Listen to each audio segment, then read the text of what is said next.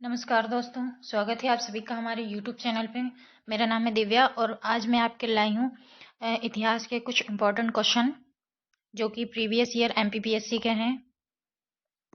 MPPSC के previous year question है इसमें, तो आइए रिवीजन करते हैं।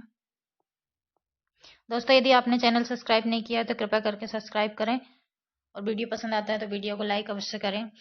नंबर फर्स्ट है, इंडिया नाम की संस्कृत उत्पत्ति क्या है? भारत, इंडोस, सिंधु या हिंदू? इसका सही आंसर हो जाएगा ऑप्शन नंबर सी। मतलब इंडिया नाम जो पहले संस्कृत ईरानियों ने जो नाम दिया है इसको सिंधु नाम दिया। पहले क्या वो ह का स प्रोनाउंस किया करते थे, तो क्या हुआ इसका सही नाम? ये सिंधु से इन्होंने हिंदू और हिंदू से हिंदुस्तान बना।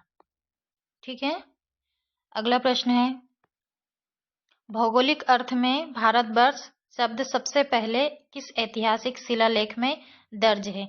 मतलब भौगोलिक अर्थ में जो नाम है भारतवर्ष, वह सबसे पहले किस शिलालेख में दर्ज किया गया है? राजा खारवेल का हाथी गुम्फा अभिलेख, अशोक के शिलालेख, रुद्रदामन प्रथम का जूनागढ़ शिलालेख या फिर हेलियोडोरस स्तंभ शिलालेख में?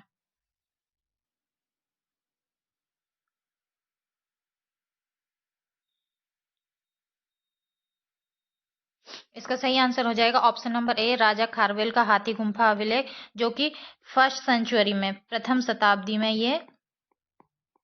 शताब्दी के समय का ये शिलालेख निर्मित है। तो इसमें सबसे पहले भारत का नाम भारतवर्ष पाया गया है। आइए अगला देखते हैं। प्रश्न नंबर 3 है, विष्णु पुराण में भारत को किसके बीच की भूमि के रूप में वर्णित किया गया है? विष्णु पुराण में भारत को किसके बीच की भूमि बताया गया है? दक्षिणी समुद्र और उत्तरी हिमालय पर्वत, या उत्तरी हिमालय पर्वत और दक्षिणी नीलगिरी पर्वत, पश्चिमी और पूर्वी घाट, या उपरोक्त में से कोई नहीं?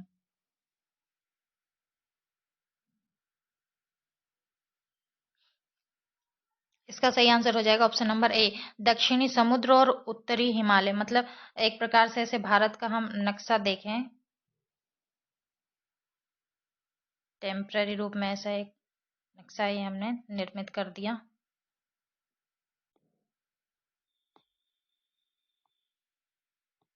ठीक है, इस टाइप से हम देखें तो क्या होता है कि ये जो हिमालय है ये उत्तरी हिमालय हो जाएगा। यहाँ पे ये उत्तरी हिमालय क्षेत्र और ये दक्षिण का महासागर, यहाँ हिंद महासागर। तो इस उत्तरी हिमालय और दक्षिणी महासागर के बीच का एरिया भारतवर्ष कहा गया। तो दक्षिणी समुद्र और उत्तरी हिमालय, ये दक्षिणी समुद्र हो जाएगा, ये उत्तरी हिमालय। इसका सही आंसर हो जाएगा ऑप्शन नंबर ए। अगला प्रश्न देखते हैं। प्रश्न नंबर 4 है कि सामवेद संहिता का प्राथमिक उद्देश्य क्या है? सामवेद संहिता का सामवेद जो आपने देखा है कि 4 वेद हैं जिसमें तीसरे नंबर का है, तो इसका मुख्य उद्देश्य क्या है? एक दार्शनिक पाठ के रूप में पढ़ा जाना चाहिए, या वैदिक अनुष्ठानों में पाठ किया जाना चाहिए, तीसरा है संगीत स्कोर सीट के रूप में काम करता है, या चौथा है नृत्य प्रदर्शन के लिए दिशा निर्देश प्रदान करता है। मतलब ओरल बताएं तो क्या ये पढ़ने योग्य था, पठन पाठन वाला है, या फिर वैदिक अनुष्ठानों से संबंधित है, या फिर म्यूजिक से संबंधित है, या फिर डांस से संबंधित है? ये आपको बताना है कि सामवेद संहिता जो है किससे कनेक्शन रखती है।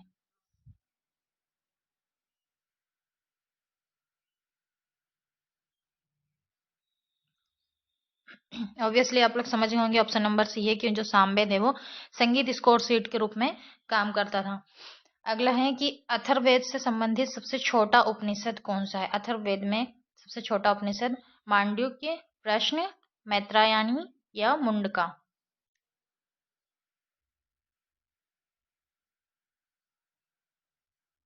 इसका सही आंसर हो जाएगा ऑप्शन नंबर ए, मांडुक्य, जो कि सबसे छोटा उपनिषद माना गया है इसमें। और इसमें कुल कितने 108 उपनिषद हैं। कितने? 108 उपनिषद है अथर्ववेद में, जिसमें ये 6वें नंबर का है, सबसे छोटा 6 नंबर का है। 6 नंबर का उपनिषद है और सबसे छोटा माना गया है मांडुक्य, याद रखिएगा। आइए अगला प्रश्न देखते हैं। अगला प्रश्न नंबर 6 है कि प्रारंभिक वैदिक काल में विधाता के नाम से जानी जाने वाली प्रारंभिक वैदिक काल में विधाता के नाम से जानी जाने वाली सभा का उद्देश्य क्या था? विधाता नाम से जो सभा समिति होती थी उसका क्या उद्देश्य था? देवताओं की पूजा करना, प्रशासनिक और न्यायिक कार्य, दार्शनिक विचार या विमर्श, और वाजपेयी और अश्वमेध जैसे अनुष्ठान।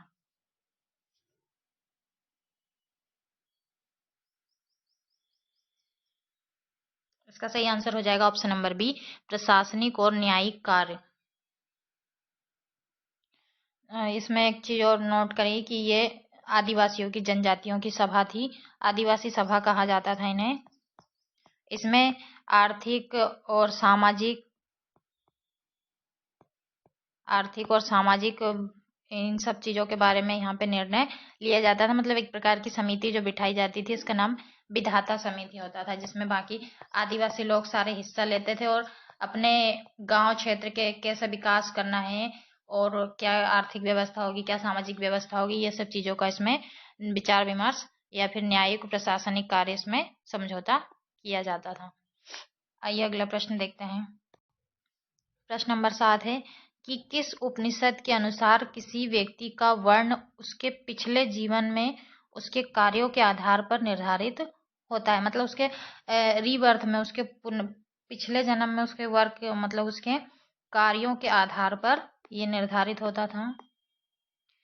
तो ये चीज किस में निर्दिष्ट है, किस चीज में ये बताया गया? मतलब छांदोग्य उपनिषद में, श्वेताश्वर उपनिषद में, कंठोपनिषद में, या फिर ऐत्रेय उपनिषद में।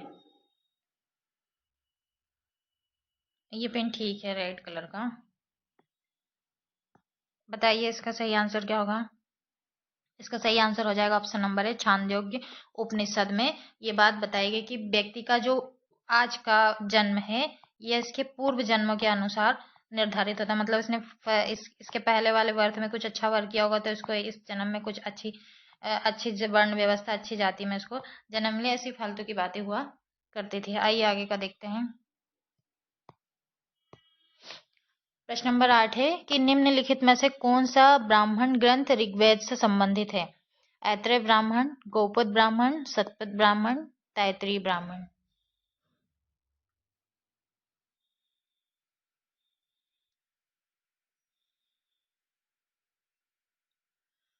इसका सही आंसर हो जाएगा ऑप्शन नंबर ए, ऐत्रेय ब्राह्मण। ये ऋग्वेद से संबंधित है, ठीक है। और आपको बता दें कि ये जो शतपथ और है ना तैत्तिरीय, ये शतपथ ब्राह्मण और तैत्तिरीय ब्राह्मण ये यजुर्वेद से संबंधित है दोनों। यजुर्वेद से संबंधित है। और गोपद जो ब्राह्मण ये है अथर्ववेद से संबंधित। अथर्ववेद से रिलेटिव है, ठीक है। और ऐत्रेय क्या है? ब्राह्मण ऋग्वेद से संबंधित है। अगला प्रश्न नंबर 9 है, सूची 1 और सूची 2 में सुमेलित कीजिए तथा नीचे दिए गए कूट का सही चयन करना है। मतलब इनका सही जोड़ी बनाना है कि ऐत्रेय ब्राह्मण, शतपथ ब्राह्मण, पंचविश, गौपथ, इनको मिलान करिए।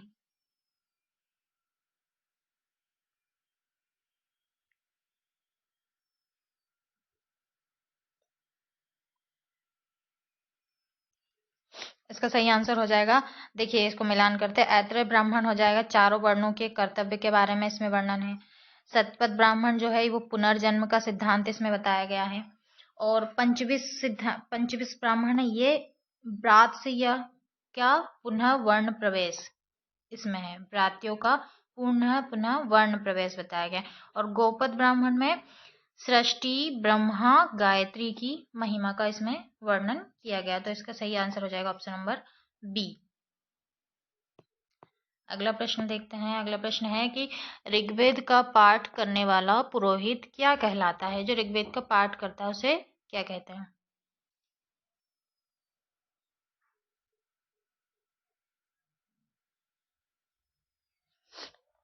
इसे होत कहा जाता, होत होत्र, ऐसे रहेगी, इसमें गलत टाइप है। तो इसका क्या हो जाएगा, पुरोहित। जो ऋग्वेद का पाठ अध्ययन करता था जो पुरोहित, उसको होत कहा जाता था। इसमें एक देख लिया जाए कि ऋग्वेद जो है सबसे प्राचीन ग्रंथ है और इसमें कुल 10 मंडल है। ध्यान रखिए कि प्रश्न आता है 10, इसमें क्या है, मंडल है और 1028 सूक्त है इसमें। सूक्त समझते हो ना, सूक्त मतलब वो श्लोक, एक प्रकार से सूक्त है इसमें। और ऋग्वेद का पाठ करने वाला होतु कहलाता है। और ये एक चीज और है, इसमें देख लीजिए, ये अर्थवेद हो, ये यजुर्वेद का अध्ययन करने वाला, ये जो यजुर्वेद का पाठ करता है उसे अर्धवेद कहा जाता है। मतलब ऐसे याद रखिए कि ये इसमें र की मात्रा है लास्ट में और इसमें भी है। तो अर्थवेद क्या है, यजुर्वेद से संबंधित। होत्र किससे है, ऋग्वेद से संबंधित। आइए अगला प्रश्न देखते हैं। अतिथि देवो भव का उल्लेख किस उपनिषद में किया गया है? बृहदारण्य उपनिषद, तैत्तिरीय उपनिषद, कठोर उपनिषद या कंठोपनिषद है ये, और श्वेताश्वर उपनिषद। बताइए इसमें सही आंसर क्या होगा।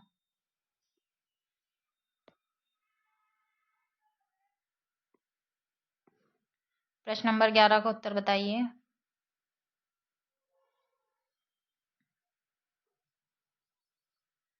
प्रश्न नंबर 11 का उत्तर हो जाएगा उत्तर नंबर बी, तैत्तिरीय उपनिषद। मतलब जो अतिथि देवो भव का जो फार्मूला है ना, ये कहाँ से लिया गया है, तैत्तिरीय उपनिषद में। ठीक है, इसमें और देख लीजिए, उद्गाता जो है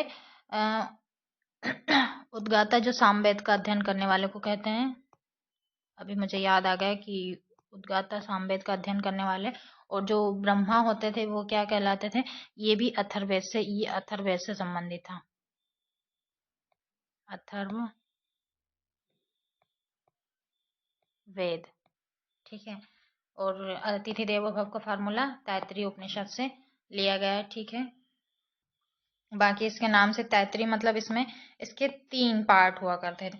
एक था शिक्षावल्ली, शिक्षावल्ली, ये इसका फर्स्ट पार्ट हो जाएगा। दूसरा था ब्रह्मानंदवल्ली, ब्रह्मानंदवल्ली।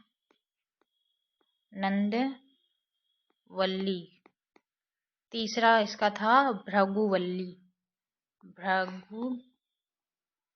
भाई ये संस्कृत, आधे संस्कृत के नाम है इसमें, तो स्टेप से याद करने पड़ते हैं। तो इसके 3 पार्ट हुआ करते थे तैत्तिरीय ब्राह्मण का, शिक्षावल्ली, ब्रह्मानंदवल्ली और भृगुवल्ली। ठीक है, इसके 3 भाग थे। आइए अगला देखते हैं। नेक्स्ट क्वेश्चन है, क्वेश्चन नंबर 12 है कि निम्नलिखित में से किस स्मृति में नियोग प्रथा को अनुमति प्रदान की गई, नियोग प्रथा को अनुमति दी गई है? इसमें किसमें, मनुस्मृति में, याज्ञवल्क्य स्मृति में, नारद में या फिर विष्णु स्मृति में?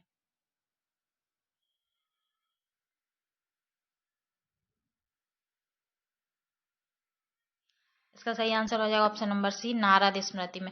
इसको देखो क्या है, इसको गुप्त काल में लिखा गया माना जाता है। पहले तो जो गुप्त काल के महर्षि ज्ञानी मुनि हुआ करते थे ना, गुप्त काल में वर्णित माना गया है इसको, गुप्त काल में लिखा गया है। और दूसरी चीज इसमें कि महिलाओं के पुनर्विवाह, मतलब विधवा महिला है तो महिलाओं के लिए बहुत सारे इसमें अधिकार हैं, महिलाओं के लिए पुनर्विवाह की बात की गई है। और दास प्रथा से मुक्ति दी गई है कि कोई भी इसमें दास नहीं रखेगा। और इसमें सर्वप्रथम इन सब चीजों का इसमें मतलब ये 2-3 अधिकार इसमें खासकर बताए गए हैं नारद स्मृति में। और सबसे बात यह है कि इसमें जो स्वर्ण मुद्रा थी, इसको क्या कहा गया था, स्वर्ण जो मुद्रा थी इनको दिनार कहा गया था। ठीक है, इनको दिनार कहा जाता था, दिनार शब्द का प्रयोग किया गया था, जो गोल्डन इनके क्वाइंस हुआ करते थे। आइए अगला प्रश्न देखते हैं। प्रश्न नंबर 13 है कि आध्यात्मिक ज्ञान के संबंध में यम और नचिकेता, ये नाम सुना होगा आपने, ये मैथोलॉजी, हिंदू मैथोलॉजी में जो सीरियल्स वगैरह बताते हैं, यम और नचिकेता का संवाद कौन सी उपनिषद में मिलता है? कैन उपनिषद, बृहदारण्य उपनिषद, छांदोग्य उपनिषद या कठोपनिषद?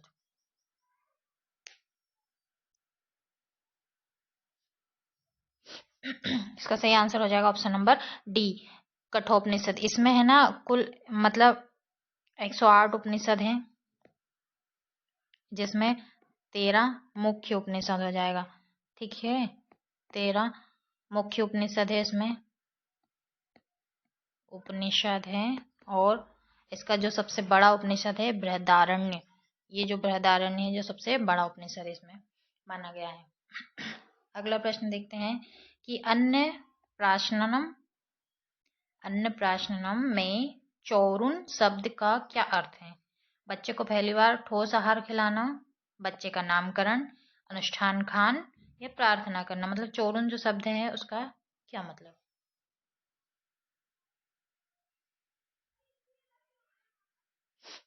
बहुत आसान सा सवाल है, इसमें ऑप्शन नंबर ई हो जाएगा कि बच्चे को पहली बार कुछ ठोस खाना, जैसे गेहूं चावल अनाज रोटी सब्जी जो खिलाया जाता है तो उसको चोरुन कहा जाता है।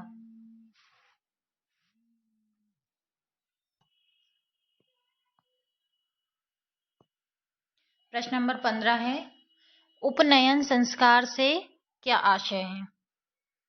उपनयन संस्कार से क्या आशय है? बच्चे का जन्म, औपचारिक शिक्षा की शुरुआत, एक युवा वयस्क का विवाह, आध्यात्मिक ज्ञान। उपनयन संस्कार के बारे में बताना है कि इसका क्या अर्थ है।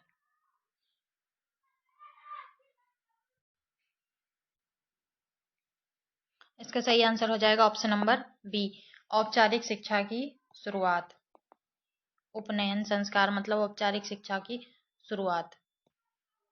प्रश्न नंबर 16 है, हिंदू धर्म, जैन धर्म और सिख धर्म में कर्म सिद्धांतों से जुड़ी मौलिक अवधारणाएं क्या हैं? हिंदू, जैन और सिख धर्म के सिद्धांतों में जुड़ी मौलिक अवधारणा क्या है? धर्म, मोक्ष, पुनर्जन्म या संसार या निर्वाण।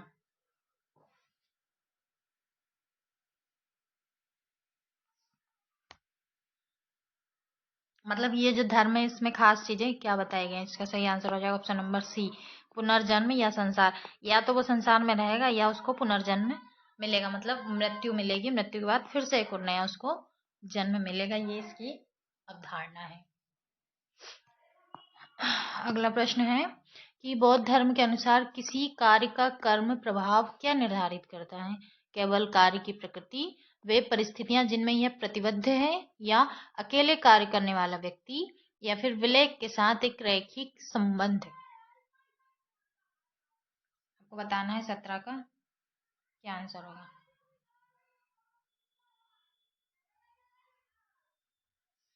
इसका सही आंसर हो जाएगा ऑप्शन नंबर बी, कि वे परिस्थितियां जिनमें यह प्रतिबद्ध है।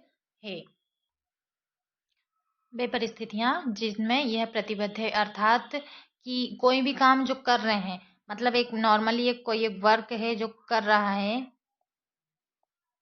वर्क जो कर रहे हैं वो काम कर रहा है, वो चीज़ तो महत्व है, लेकिन वो किन परिस्थितियों में कर रहा है, क्या उसकी कंडीशन है, किन परिस्थितियों में काम कर रहा है, उस पर भी प्रतिबद्ध होता है।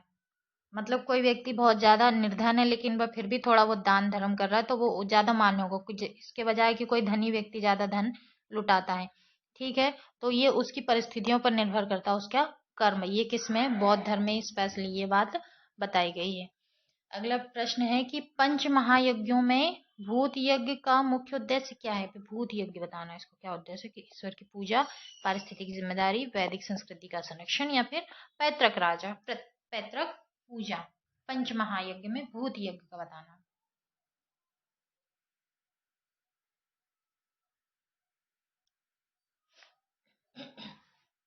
इसका आंसर हो जाएगा ऑप्शन नंबर बी, पारिस्थितिक जिम्मेदारी। आइए अगला प्रश्न देखते हैं। अगला प्रश्न है 19 नंबर का, कि पंच महायज्ञों की अवधारणा के अनुसार अपने पूर्वजों को पहचानने का क्या महत्व है?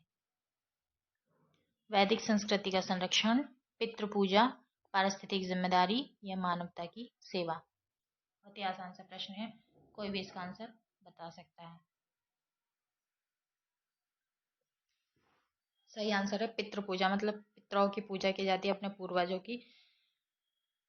वो जैसा कि आप लोग सभी देखे समझे होंगे कि कौक आता है, कौआ आता है, तो कौआ को क्या करते हैं ये लोग?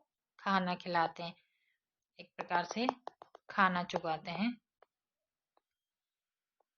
श्राद्ध के समय पे। ठीक है ना, उससे समझ रहे हो। तो क्या होता है कि ये लोग ऐसा मानते हैं कि जो कौवा उनके पितृ हैं, उनके पूर्वज है, इनको खाना खिला के उनको आत्मा को ये शांति प्रदान करते। तो पूर्वजों को पहचान लिया, मतलब कौवा आके खाना खा लिया, मतलब उनके पूर्वजों ने आके खाना खा लिया। यही चीज इसमें बताइए जो पितृ पूजा से संबंधित है। अगला प्रश्न नंबर देखते हैं। प्रश्न नंबर 20 है कि महायान बौद्ध ग्रंथ में बोधिसत्व के लिए आवश्यक क्या है? धन और समृद्धि, दयालु मन और बौद्धिचित्त, ध्यान तकनीकों में निपुणता, या फिर मठवासी प्रतिज्ञाएं और अनुशासन। बताइए इसका सही आंसर क्या होगा?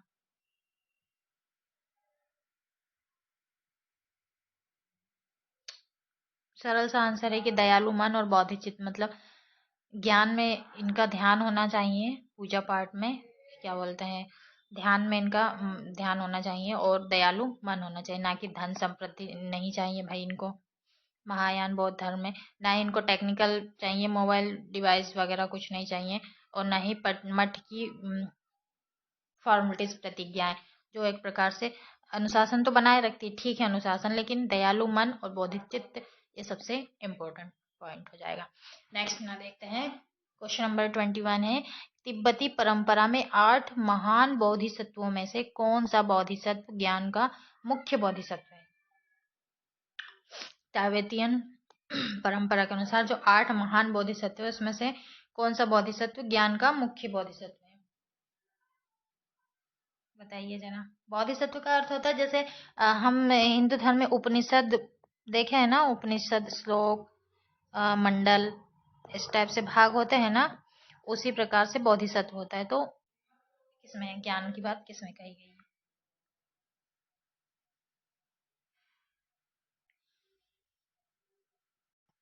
इसका सही आंसर हो जाएगा ऑप्शन नंबर सी, मंजूश्री। मतलब ये जो बोधिसत्व 8 प्रकार के, 4 तो ये लिखे गए हैं, 4 और अन्य हैं जिसमें से ज्ञान की बात मंजूश्री में कही गई है।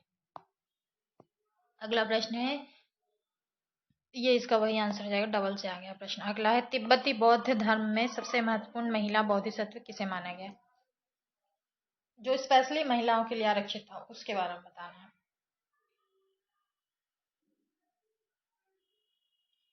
अब इसमें एक ही नाम दिख रहा है महिलाओं को, तारा, यही इसका सही आंसर है, जो महिलाओं के विशेष अधिकारों की बात करता है इसमें।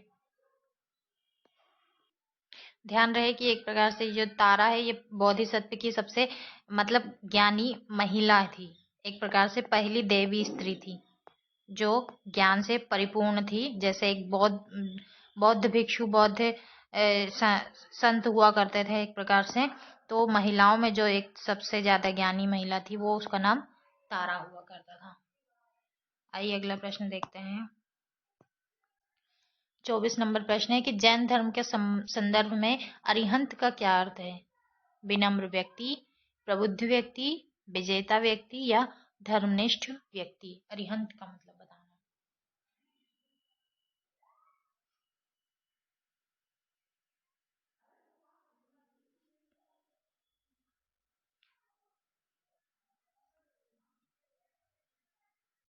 इसका सही आंसर हो जाएगा ऑप्शन नंबर सी, विजेता व्यक्ति। जो विनर्स होता था उसको अरिहंत कहा गया है।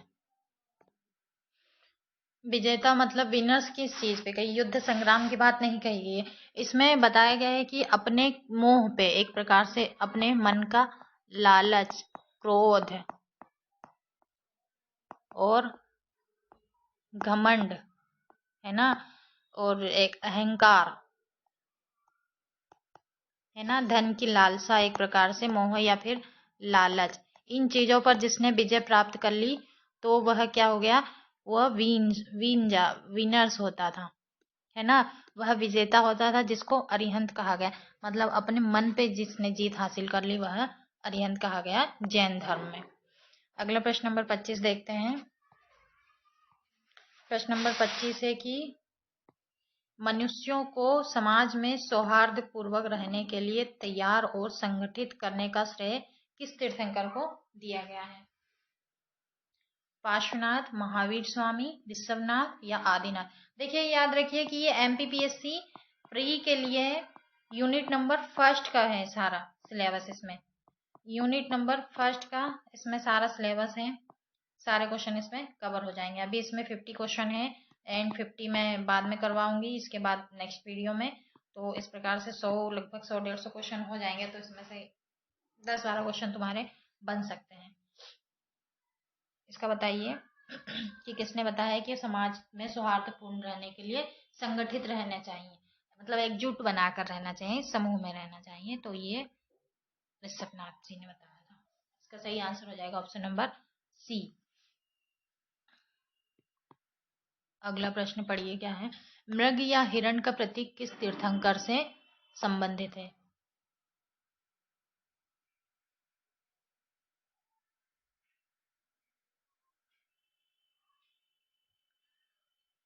इसका सही आंसर हो जाएगा option number B, Shantinath. Shantinath ये शांति का प्रतीक है एक प्रकार से, जो मृग या हिरण को बताते हैं। ये याद रखिएगा, ये 16 नंबर के हुआ करते हैं। अगला प्रश्न है, ब्रह्मांडी क्रम में ऋतु की किस विशेषता का अर्थ निरंतर गति या परिवर्तन है? नियति, समग्रता, गति या और भी दोनों?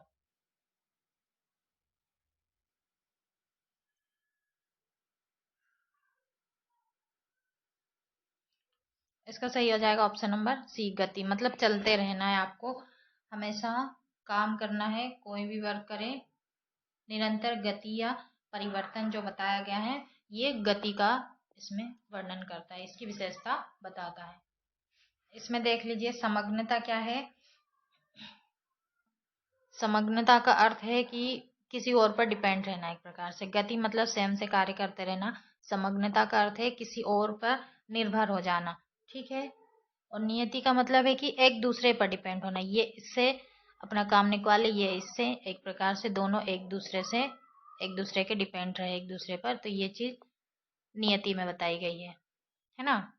समग्रता मतलब किसी पर पूर्णतः डिपेंड हो जाना, एक ये इसके ऊपर और वजन रख दिया, ये इसके ऊपर है। गति निरंतर अपना कर्तव्य करते रहना। आइए अगले प्रश्न देखते हैं कि कथन ए है कि हड़प्पा तथा मोहनजोदारो अब विलुप्त हो चुका है एक प्रकार से ना। तो इसका कथन आर क्या कहता है कि वे उत्खनन के दौरान प्रकट हुए थे। मतलब आपको बताना है कि हड़प्पा और मोहनजोदड़ो अब विलुप्त हो चुके हैं, लेकिन उसका कारण क्या है। ए नंबर में है कि कथन ए सही है किंतु आर गलत है। बी में है कि ए गलत है किंतु आर सही है। सी में कि ए और आर दोनों सही है तथा आर ए का सही स्पष्टीकरण भी देता है। और डी नंबर का है कि ए और आर दोनों गलत है। बताना है आपको क्या हो जाएगा।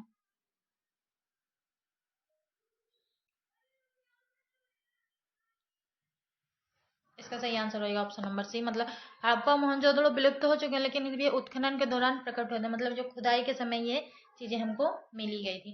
तो इसमें खास पॉइंट क्या है आपको ये देखना है कि हड़प्पा की खोज कब हुई थी? 1921 में। किसने किया था? दयाराम साहनी ने। दयाराम साहनी।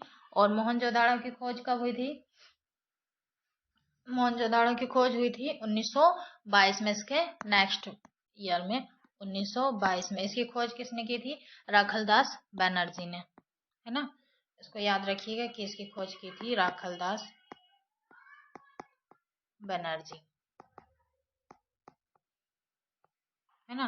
राखलदास बनर्जी ने की थी। और क्या पॉइंट है इसमें, एक और चीज देख लीजिए कि जो हड़प्पा है ये रावी नदी के किनारे है, जो कि वर्तमान में कहाँ, पंजाब में पड़ता है। और मोहनजोदाड़ो कहाँ पड़ता है? सिंधु नदी के किनारे, ठीक है।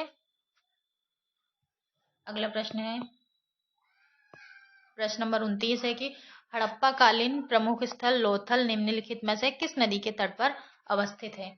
लोथल बताना है। देखो इससे पहले हमने जो क्वेश्चन किए हैं 25-26 तक, जो क्या थे, ऋग्वैदिक काल के क्वेश्चन थे, है ना। अब ये इसमें हड़प्पा सिविलाइजेशन के प्रश्न आएंगे। तो इसका सही आपको बताना है कि लोथल किसके किनारे था? लोथल भोगवा नदी के किनारे पाया गया है, ठीक है। आपको पता होगा वैसे भी कि ये एक प्रकार से बंदरगाह था जहाँ पे सोने और चांदियों का व्यापार, हीरे मोतियों का मोती का व्यापार किया जाता था। भोगवा नदी के किनारे पर है। वर्तमान में ये कहाँ पड़ता है? गुजरात में। ठीक है, गुजरात में पड़ता है और एक प्रकार से ये बंदरगाह था और ये सबसे पुराना, दुनिया का सबसे पुराना बंदरगाह माना गया है, जिसका नाम है लोथल। ठीक है, आइए अगला प्रश्न देखते हैं। प्रश्न नंबर 23 है कि हड़प्पा स्थल कोटदीजी उस सभ्यता के निम्नलिखित में से किस प्रमुख स्थल के समीप था? बड़ा मतलब बताना है कि कोटदीजी जो था हड़प्पा के समीप था, मोहनजोदाड़ो के, लोथल के या कालीबंगन के। इसका सही आंसर हो जाएगा option number B, Mohenjodaro. Kotdiji था वो मोहनजोदाड़ो के नजदीक माना गया है। ठीक है, ये भी सिंधु नदी के किनारे था और इसके उत्खननकर्ता देख लीजिए, कोटदीजी के उत्खननकर्ता कौन थे? फजल अहमद। उत्खननकर्ता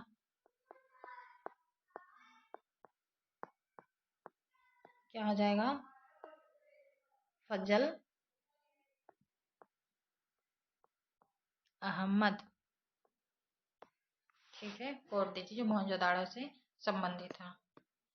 नेक्स्ट क्वेश्चन है, बोगज कोई अभिलेख का महत्व इसलिए है, बोगज कोई अभिलेख जो है वैद के मूल ग्रंथ की रचना इस स्थान पर हुई, वैदिक देवताओं का उल्लेख मिलता है, मध्य एशिया एवं तिब्बत के बीच महत्वपूर्ण व्यापारिक केंद्र था, या फिर उत्तर वैदिक काल में आर्यों का निवास क्षेत्र कहा जाता था। बोगज कोई किससे संबंधित है?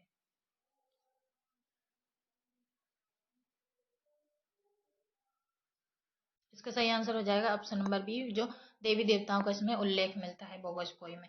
ठीक है, ये एशिया का माइनर स्थित बोगज कोई अभिलेख है, जिसमें भगवान के इंद्र, वरुण देवता, अग्नि और तमाम इनके देवी देवताओं के बारे में उल्लेख किया गया है। क्वेश्चन नंबर 32 देखते हैं कि इसमें जोड़ी मिलाना है। ब्रह्म विवाद, देव विवाह, आर्य विवाह, प्रजापत्य विवाह, कौन कौन सा विवाह किस टाइप का है बताना है। ये बहुत ही आसान है। इसका देखो, ब्रह्म विवाह का मतलब था समान वर्ण या जाति का विवाह था, मतलब बराबर वालों के बीच में विवाह होता था, वो ब्रह्म विवाह था। देव विवाह जो था पुरोहित का पारिश्रमिक में मिले कन्या के साथ विवाह, मतलब जो एक बहुत राजा हुआ करता था, पुरोहित हुआ करता था, वह एक काम करने वाली दासी से विवाह कर लेता था, वो देव विवाह कहा गया।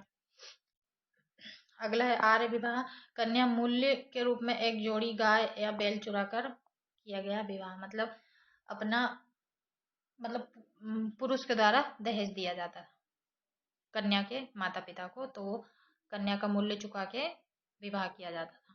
और प्रजापति विवाह था बिना दहेज का विवाह जो था प्रजापति विवाह था। तो ये चारों पॉइंट एकदम जोड़ी सही बनी हुई है। अगला प्रश्न देखते हैं, प्राचीन कालीन आहत के सिक्के अधिकांशतः किस धातु के बनाए जाते थे? बहुत अच्छा क्वेश्चन है।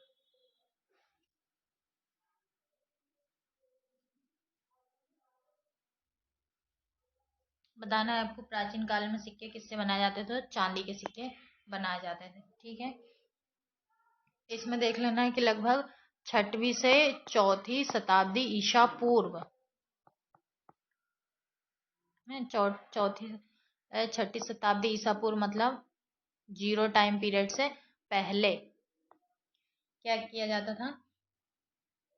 चांदी के सिक्के बनाए जाते थे और चांदी के सिक्के भारत में सबसे पहले पाए गए थे। और इन सिक्कों पे पशु पक्षी जीव जंतुओं के नाम होते, जैसे मछली का चित्र बना दिया जाता था, कहीं घोड़ा का चित्र बनाया है, कहीं गधे हाथी का चित्र बनाया, गधा नहीं बनाते थे भाई, मछली घोड़ा हाथी इनका चित्र इसमें बनाए जाते थे, कहीं कहीं शंख बना दिया जाता था, मतलब इस प्रकार की मुद्रा इसमें बनाई जाती थी और चांदी के सिक्के इसमें बनाए जाते थे। अगला प्रश्न है कि वैदिक संस्कृति के संदर्भ में निम्नलिखित कथनों पर विचार करना है।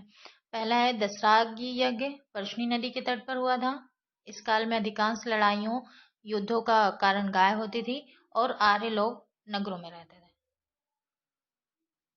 आपको बताना है कि कितने कथन इसमें से कौन से कथन सही हैं।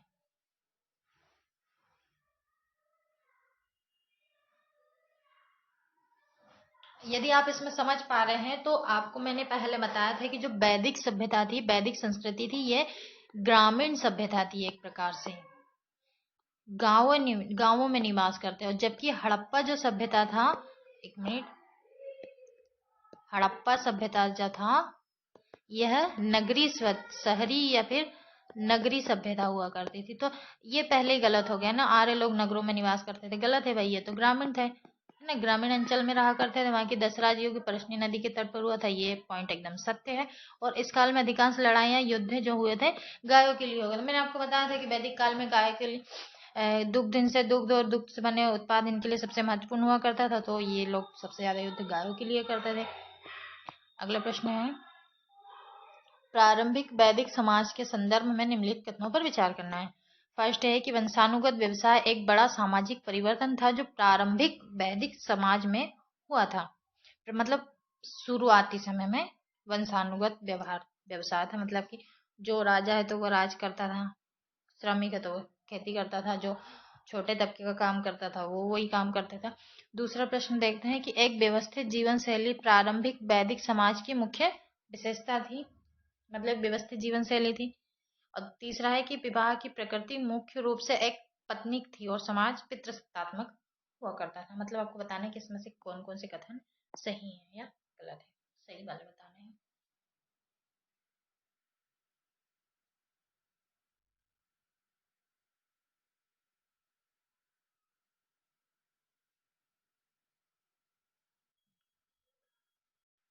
इसका सही आंसर हो जाएगा ऑप्शन नंबर बी, मतलब तीसरा कथन ही सही है, बाकी के दो कथन इसमें गलत हो जाएंगे। सामाजिक व्यवस्था शुरुआत में कोई ज्यादा व्यवस्थित या वंशानुगत थी ही नहीं, और व्यवस्थित जीवन शैली की तो इनसे कोई उम्मीद की ही नहीं जा सकती थी, क्योंकि जंगलों में रहते थे, घास भूस के झोपड़ी पट्टी बनाकर रहते थे, ये मिट्टी के टीलों में रहा करते थे एक प्रकार से। और दूसरी बात इसमें देख लेते हैं कि बहुपत्नी विवाह नहीं था, एक पत्नी विवाह था, ये बात सत्य है, और पितृसत्तात्मक समाज हुआ करता था। दूसरी बात, इसमें पत्नी को भी विवाह के मतलब विधवा होने के पश्चात अपने मृत पति के, विधवा स्त्री क्या करती थी, अपने देवर से विवाह कर सकती, मृत पति के छोटे भाई से विवाह कर सकती थी। ठीक है, और इसमें पितृसत्तात्मक था। बाकी आपको पता है कि पूर्व वैदिक काल का टाइम पीरियड क्या था, तो मैं आपको बता दूं कि ये जो टाइम पीरियड था 1500 से 1000 ईसा पूर्व, है ना, 1500 से 1000 ईसा पूर्व क्या था, पूर्व वैदिक काल था। फिर उसके बाद उत्तर वैदिक काल लगता है 1000 से 600 ईसा पूर्व तक। ठीक है, टाइम पीरियड याद रखिएगा, बहुत ही आसान सा है। अगला प्रश्न देखते हैं, क्वेश्चन नंबर 36 है कि निम्नलिखित कथनों पर, लक्षणों पर विचार कीजिए। उसने काशी तथा वज्जी गणराज्य को एक लंबे संघर्ष के बाद अपने राज्य में मिला लिया। भाई किसी राजा के बारे में बात कर रहा है। दूसरा है कि उसके मंत्री वत्सकार ने लिच्छवियों में फूट डालकर वज्जी गणराज्य पर विजय प्राप्त कर ली थी। तीसरा, इस युद्ध में उसने रथमूसल तथा महाशिलाकंटक नामक हथियारों का भी उपयोग किया है। तो ये किसके बारे में बता रहा है, बिंबिसार, अजातशत्रु, उदयन या फिर शुष्नाग के बारे में। बताइए सही आंसर क्या होगा।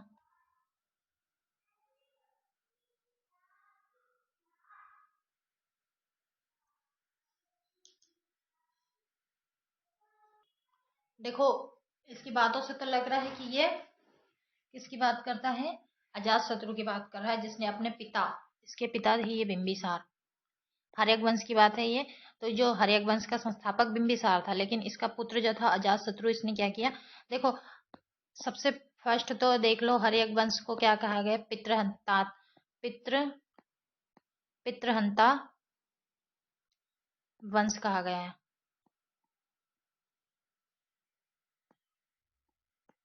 पितृहंता वंश कहा गया है, मतलब इसमें हर राजा यही हुआ एक प्रकार से कि अपने पिता की हत्या करके खुद पुत्र राजा बन जाता था। तो क्या किया, बिंबिसार की हत्या करके अजातशत्रु गद्दी पर बैठ गया। दूसरी बात, इसने क्या, काशी और वज्जी को अपने गणराज्य में मिला लिया, इससे जीत हासिल कर ली। अपना जो मंत्री था, मंत्री क्या था, उसका नाम था वश्यकार। ये जो मंत्री वश्यकार हुआ करता था, इसके साथ मिलकर, भाई देखो मंत्री से अच्छा बनता है, लेकिन पिता शत्रु है, तो क्या होता है कि अपने मंत्री के साथ मिलकर अपने पिता की हत्या करके राजगद्दी पर बैठ जाता है, और लिच्छवियों से लड़ाई करके इनसे भी जीत हासिल कर लेता है, लिच्छवियों पर भी अधिकार जमा लेता है, और अपने उसने युद्ध में रथमूसल और महाशिलाकंटक नामक हथियारों का भी उपयोग किया था। तो एक प्रकार से ये अजातशत्रु के बारे में बात की गई है। ये जो हर्यक वंश का दूसरा राजा हुआ है ना। अगला है कि मथुरा किस महाजनपद की राजधानी था। बहुत ही आसान है बताना।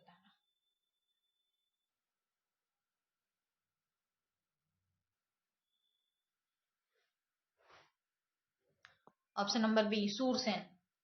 ठीक है। जो वाल्मीकि द्वारा रचित रामायण है, रामायण में मथुरा को सूरसेना कहा गया है। मथुरा को ही सूरसेना कहा गया है। किसमें? रामायण में।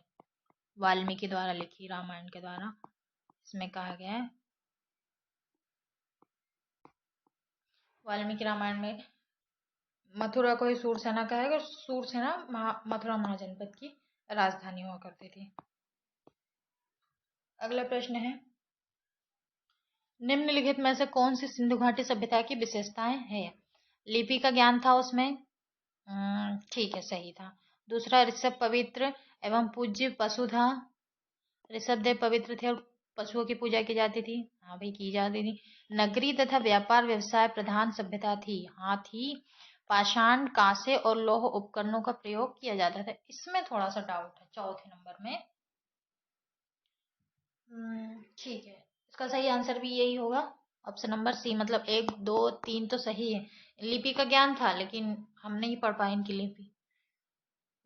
पशुओं की पूजा की जाती थी, ऋषभ देव की पूजा की जाती। ऋषभ मतलब एक प्रकार से बिच्छू, बिच्छू की पूजा की जाती थी। नगरी सभ्यता सभ्यता थी और व्यापार भी था इसमें, लेकिन कहाँ से लोह का इनको नॉलेज नहीं था। तो ऑप्शन नंबर 4 गलत हो जाएगा, सही सही होगा। अगला प्रश्न है, निम्नलिखित में से कौन सिकंदर के साथ भारत में नहीं आया था? निरियाकस, आनेसिक्रिट्स, डायमेकस और स्टोबुलस। सिकंदर के साथ, सिकंदर महान जो आया था 720 ईस्वी में आया था लगभग। ध्यान रखिएगा, एग्जैक्टली मुझे याद तो नहीं है लेकिन आया था ये एक समय में।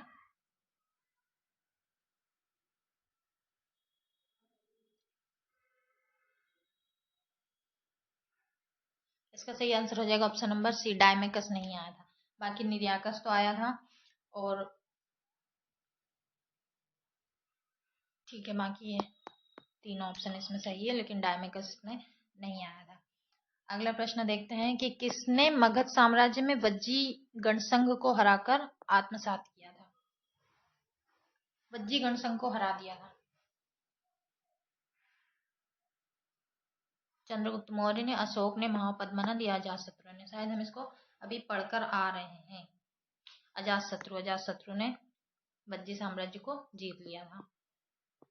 नेक्स्ट क्वेश्चन है कि राजा नंद का उल्लेख करने वाला अभिलेखीय साक्ष्य कौन सा है? जो राजा नंद का उल्लेख करता है, ऐहोल अभिलेख, अयोध्या अभिलेख, हाथी गुम्फा अभिलेख या जूनागढ़ अभिलेख? नंद वंश के बारे में बताता है।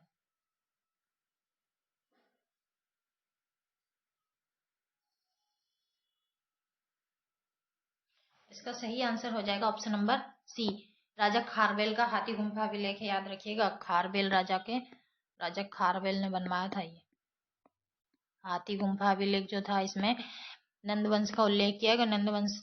राजा नंद ने बहुत सारी नहरों का निर्माण किया गया था। नहरों के द्वारा पानी की व्यवस्था करवाई थी, तो इस चीज में वर्णित है। आइए अगला प्रश्न देखते हैं। 42 नंबर का प्रश्न है कि अष्टांगिक मार्ग की संकल्पना किसका अंग है?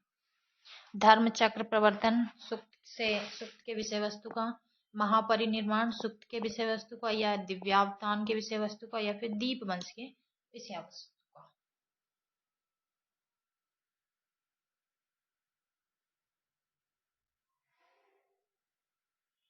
ये ऑप्शन नंबर ए सही हो जाएगा, धर्म चक्र प्रवर्तन, जिसमें 8 सूत्र बताए गए हैं एक प्रकार से। ठीक है, बौद्ध धर्म से संबंधित है। 8 सूत्र बताए गए हैं जिसमें अष्टांगिक मार्ग है।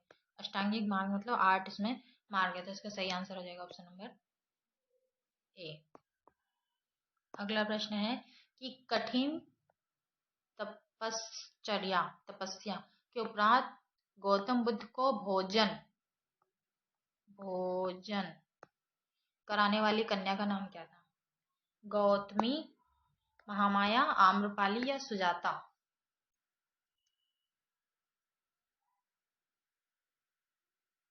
सही आंसर हो जाएगा आम्रपाली, जो बुद्ध की शिष्या थी। सॉरी, सुजाता थी, जो भोजन कराई थी कठिन तपस्या के बाद गौतम बुद्ध को भोजन कराई थी, वो सुजाता थी। गौतमी इनकी मौसी थी एक प्रकार से। माता की मृत्यु के बाद गौतमी जो देवी थी, इन्होंने इनका पालन पोषण किया था। और आम्रपाली क्या थी? इनकी एक शिष्या थी।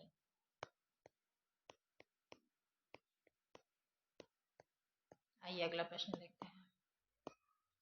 नेक्स्ट क्वेश्चन है कि बौद्ध धर्म के हीनयान संप्रदाय के संबंध में निम्नलिखित में से कौन सा यह से सही है? देव पूजा या ईश्वर का अस्तित्व स्वीकार्य था इसमें, गुणों के स्थानांतरण का भाव था, अहर्त पद को प्राप्त करना आदर्श था। 44 का बताना है। केवल 1 और 2 सही है कि 2 और 3 सही है? 3 सही है, 1 2 3 तीनों सही है। बताइए सही क्या है?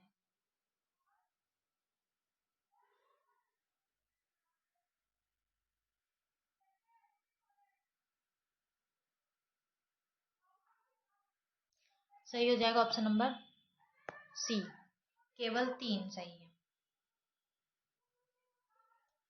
देव पूजा ईश्वर का कोई अस्तित्व नहीं माना, निराकार पूजा है दिन बौद्ध धर्म में। और गुणों का स्थानांतरण नहीं होता इसमें। क्या कोई अच्छा व्यक्ति है तो क्या अपने गुण उसको दे देगा? नहीं, उसको सीखना पड़ता है। तो अर्थ पद को प्राप्त करना आदर्श, ठीक है, ये सही हो जाएगा इसमें। 45 नंबर का क्वेश्चन है कि पारंपरिक हिंदू वर्ण व्यवस्था में किन 4 वर्ण को शामिल किया गया है? हिंदू वर्ण व्यवस्था में पुजारी, शासक, व्यापारी और मजदूर, वैदिक विद्वान, प्रशासक, कृषिविद, कारीगर, ब्राह्मण, क्षत्रिय, वैश्य, शूद्र। ये सही आंसर हो जाएगा ऑप्शन नंबर सी। मतलब हिंदू वर्ण व्यवस्था 4 वर्णों में विभक्त है, ये ब्राह्मण, क्षत्रिय, वैश्य और शूद्र। आइए अगला प्रश्न देखते हैं। निम्नलिखित में से कौन सी विशेषताएं बौद्ध धर्म की महायान शाखा से संबंधित है? प्रश्न नंबर 1 है, सॉरी, नंबर 1, आत्मा एवं पुनर्जन्म विश्वास करते थे। क्या करते थे ये लोग? परसेवा तथा परोपकार पर बल देते थे, आदर्श के रूप में अर्थ पद की प्राप्ति करते थे, या मोक्ष के लिए बुद्धि की कृपा आवश्यक थी। मतलब आपको बताना है कि कौन कौन से कथन इसमें सही है।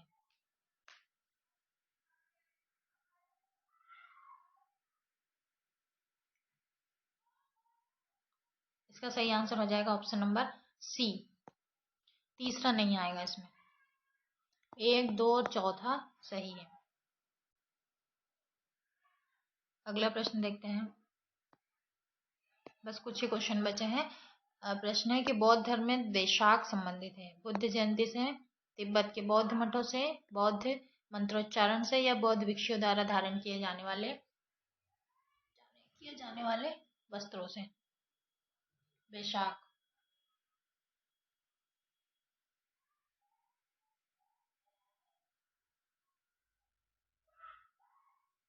इसका सही आंसर हो जाएगा ऑप्शन नंबर ए, बौद्ध जयंती के से संबंधित है वैशाख।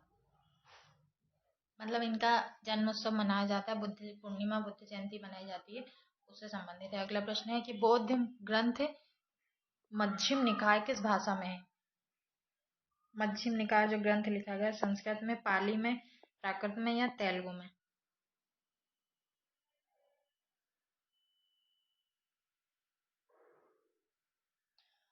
आसान से, बौद्ध और जैन धर्म के जो ग्रंथ लिखे गए पाली भाषा में लिखे गए हैं।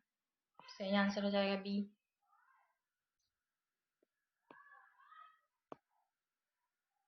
लास्ट सेकंड क्वेश्चन है ये।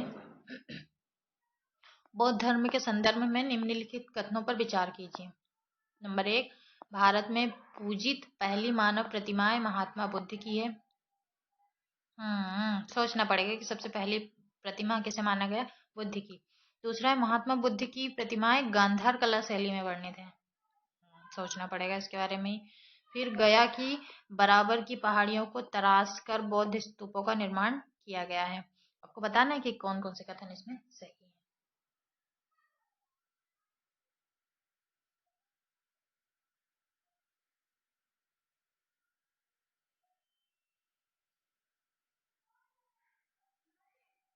देखिए, इसमें 1 और 2 कथन सही है, तीसरा कथन गलत है। इसको गया की बराबर पहाड़ियों से तराश करके नहीं बनाया गया। इसमें जो सही है उस पर बात करते हैं कि पूजित पहली प्रतिमा बुद्ध की थी। ठीक है, ये बात एक बिल्कुल सही है। दूसरा है कि गांधार कला में इनकी मूर्तियों का निर्माण किया गया है, ये भी सही है, लेकिन थर्ड ऑप्शन गलत है इसमें। इसका सही आंसर क्या हो जाएगा? 1 और 2 मतलब 1 और। अंतिम क्वेश्चन है, सही जवाब दीजिएगा इसका, कि जैन धर्म के संदर्भ में निम्नलिखित कथनों पर विचार करना है आपको। फर्स्ट क्या है? इसके अनुसार संसार वास्तविक तथा अनश्वर है। दूसरा, यह सामाजिक समानता के सिद्धांत पर आधारित था, जिसमें स्त्रियों को भी मोक्ष का अधिकारी माना गया।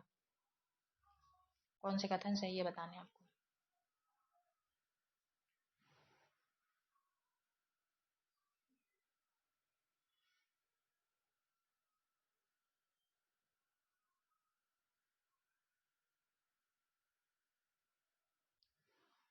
इसका सही आंसर हो जाएगा केवल बी नंबर का सही है। ये सामाजिक समानता की बात करता था और स्त्रियों को भी मोक्ष का अधिकारी माना गया, लेकिन इसमें संसार को वास्तविक नहीं माना, संसार को एक माया माना गया एक प्रकार से, कि ये मोह माया है। अनश्वर नहीं माना, संसार को नश्वर माना गया, कि ये सब दिखावा है आपके सामने सब कुछ, ये वास्तविक नहीं है। इसको संसार को वास्तविक नहीं बल्कि आत्मा को वास्तविक और अनश्वर माना गया है। पुनर्जन्म की बात भी इसमें कही गई है। दोस्तों, इसके साथ ही हम क्लास एंड करते हैं। यदि आपको वीडियो पसंद आता है तो कृपया करके लाइक अवश्य करें। वीडियो बनाने में ही लगभग 2 घंटे 3 घंटे का समय लगता है, तो कृपया करके वीडियो को लाइक अवश्य करें और चैनल को सब्सक्राइब जरूर करें।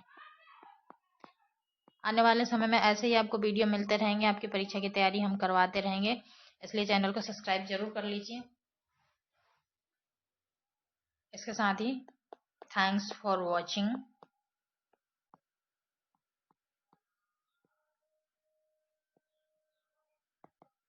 यूं ही वीडियो देखते रहिए। धन्यवाद।